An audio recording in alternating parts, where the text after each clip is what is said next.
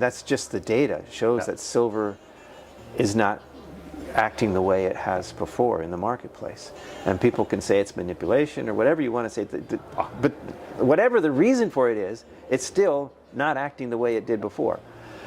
What I'm saying, and this is important because it changes what I'm going to speculate on.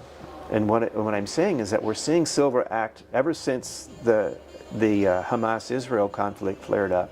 We're seeing silver act much more like gold. Gold moves 1%, silver moves 4%. That's classic. That's what we want to see.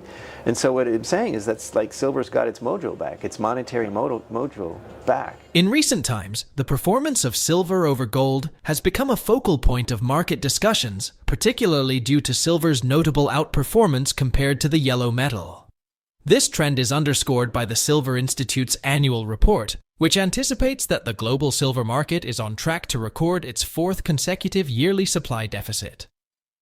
According to the Silver Institute's World Silver Survey, a significant contributing factor to this projected deficit is the anticipated surge in global industrial demand for silver, which is forecasted to reach an unprecedented high this year.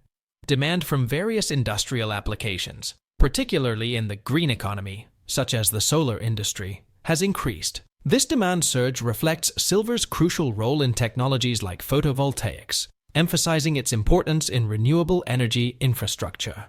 Historically, silver has been predominantly viewed as an industrial metal, closely linked to commodities like copper and oil. However, recent market dynamics suggest a significant departure from this traditional perspective, with silver increasingly aligning itself with the movements of gold, a traditional safe haven asset. Renowned investor Lobo Tiggre observes this shift, noting that silver has gradually outperformed gold, albeit modestly. In recent trading sessions, silver prices have surged, reaching a 3-week high and surpassing the $28 threshold, with bullish sentiment driving the metal toward the $28.50 mark. This bullish momentum in silver prices is occurring alongside a weaker US dollar index, further bolstering precious metals' appeal. This divergence from its historical behavior, where silver often lags behind gold, suggests a significant recalibration in investors' perception of and value of silver. Lobo posits that silver's increasing alignment with gold indicates its re-emergence as a safe haven asset and store of value, marking a notable shift in its market dynamics. We will present clips from Lobo Tiggre's interview with Soar Financially, but before we do, if you want more videos like this, please hit the subscribe button and turn on the notification bell for more updates. Thank you, and enjoy the video. The main point of my talk actually is to amend that to include silver this time. And as you recall, the uranium bulls hated me for calling for correction. The silver bulls call me all kinds of names, Darth Silver, all this stuff for pointing out silver's greater industrial side.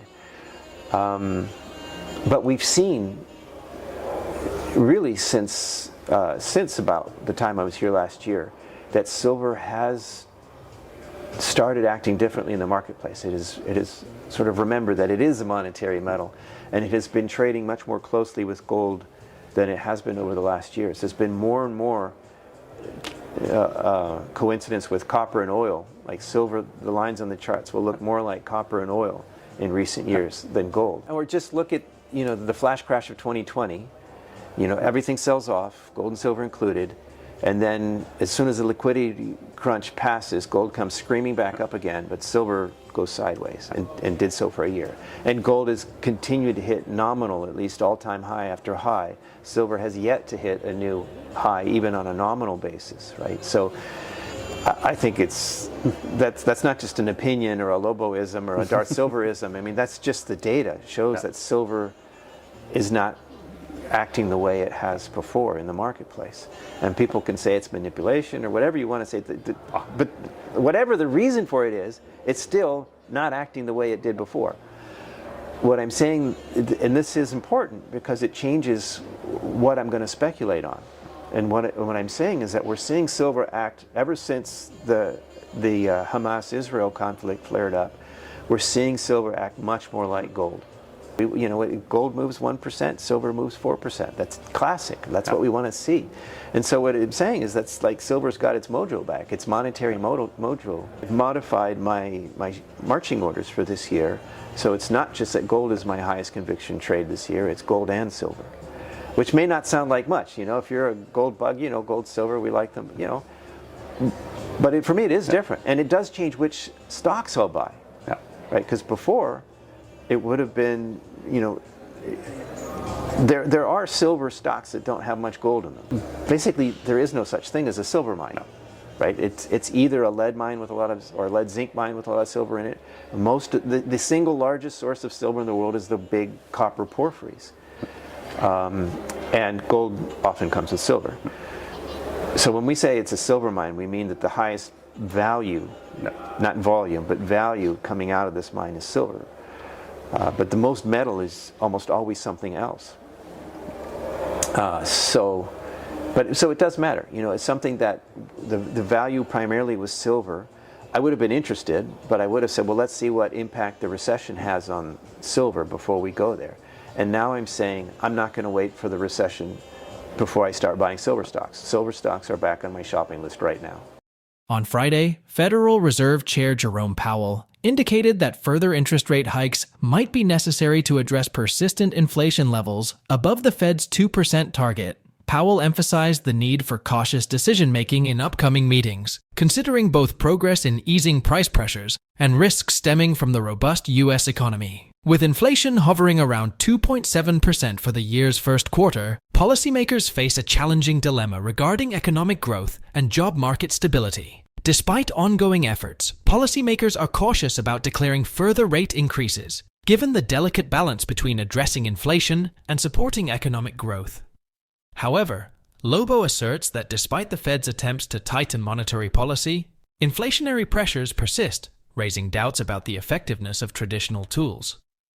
The limited impact of rate hikes on curbing inflation prompts questions about their efficacy in addressing economic imbalances. Moreover, the decline in reported inflation rates cannot be solely attributed to the Fed's actions. While supply chain disruptions may have contributed to inflationary pressures, their resolution does not fully account for the price decrease. This underscores the complexity of economic dynamics and emphasizes the need for a comprehensive approach to managing inflationary pressures. Let's get back to the interview. That didn't raise more shockwaves than you might think, because it went from, it's just a bump on the road, it doesn't matter, to now basically, without saying so, he's admitted they've made another transitory mistake. You know, that bump on the road, what does that mean? It means transitory, right? And now it's stickier than they thought. You know, he said, you know, this, in my mind, this was one of the most striking points about this last bout of Fed speak was, you know, the latest data means we do not have that confidence we need. You know, the latest data does not give us the confidence we need to say we're on the sustainable path to 2%. So that is a significant rollback of Fed speak. It's just a bump on the road to now we don't have this. We need to see this confidence and we don't have it. So that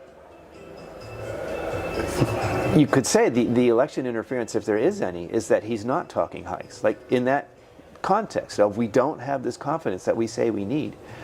And inflation is being stubbornly higher, not just for 1 month or 2 months, but 3 months. Yeah, right. So they should be talking hikes, and they're not. Maybe that's the election interference if you want some. If you're really asking how do you tame inflation, there's, you know, they have a limited set of tools. They always say, oh, we got the tools, we can fix these problems. But they really have a very limited set of tools. And we have seen that the tools have not worked as well as they should have. I mean, we saw a record rate of tightening, and okay, they were bigger magnitude rate increase moves under Volcker than under Powell, but Volcker didn't start from zero. So I think that objectively, really, the Powell rate hikes blow away anything Volcker did. And the suddenness, the magnitude starting from zero, like, you know, it was really for the record books, and yet we don't have this massive wave. You know, he hasn't visibly caused that recession that Volcker did, and that Reagan said okay to, right? Though behind the doors we understand that Reagan really wasn't very happy about the recession. So So policy isn't working the way it's supposed to. And the fact that inflation, as reported, has come down from 9% to 3% apparently has very little to do with the rate hiking. Because the way the rate hikes are supposed to work is they're supposed to slam the brakes on the economy. They're supposed to get people fired. They're supposed to get businesses shut down. And that's supposed to bring prices down. But the firing and the shutdowns, we've seen some of it, but not, at least as the government measures it, right, as much as we're supposed to. We still have historically low, even at 3.9, we still have historically low unemployment. So that the inflation rate has come down from 9 to 3 isn't because he got everybody fired, as the harsh medicine is supposed to be. It's because of something else. Now, the new explanation is, well, the supply chains were broken, that sent prices up. The supply chains are fixed now, so the prices have come down. I mean, that makes some sense. I'm sure that's partially part of what's going on. But if so, that has nothing to do with his rate hikes. Silver has seen a robust uptrend since early May, breaking through key resistance levels and surpassing major moving averages like the 50, 100, and 200 simple moving averages, SMA. With the breach of the May 7th highs, the path for further upside appears clearer. The initial target of $27.74 is nearly achieved, yet the next milestone, around $28.80, awaits. This level aligns with the consolidation zone from April's multiple head and shoulders pattern. A retest of the long-term range highs around $30 seems plausible. While nothing is certain in trading, the silver outlook is promising. Share your thoughts on Lobo's prediction in the comments section below. Also, ensure you like this video, subscribe to the channel, and turn on post notifications for more videos like this. Until next time.